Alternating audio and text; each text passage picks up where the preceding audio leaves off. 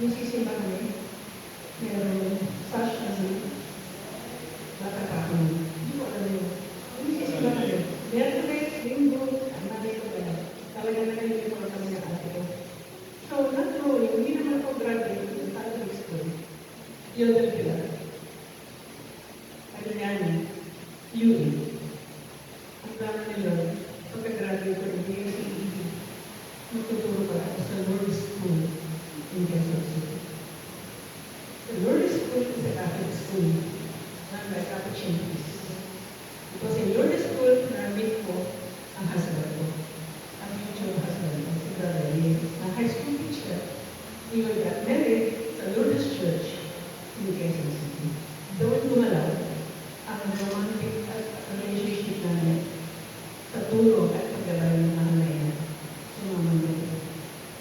Itong gawin nila ito, si Mama Mary, sila naman mga unang mga tapat nito, si Sister Kelly, si Father Diaz, at saka sila Brother Lee, si Marian. Kaya tayo lagi, mayroong Marian. It's so happy that we had our day of Fatima. October 8, mga rosary.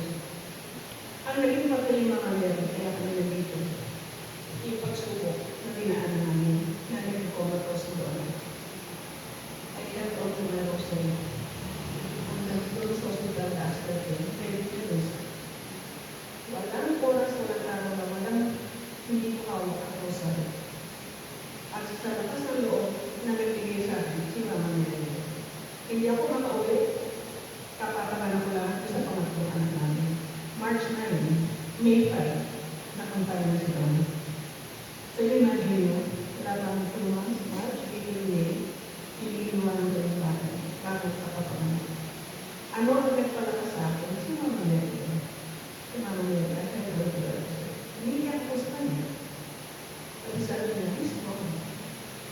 Hindi ako kay Jesus. Sabi ko, hindi natin kaya mahalin ang kanya nagigit pa sa pagmamahal ng kanya ni Jesus.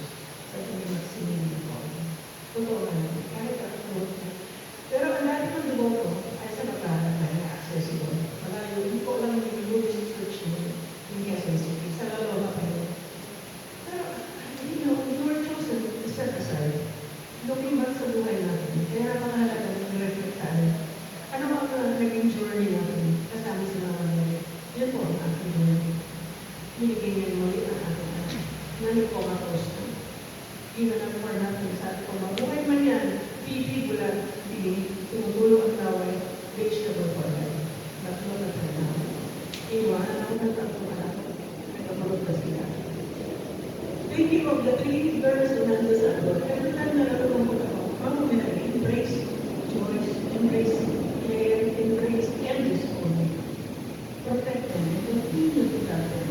Hindi ko na sila nakikita, hindi ko sila nagagawa. You are the best mother for them, more than I can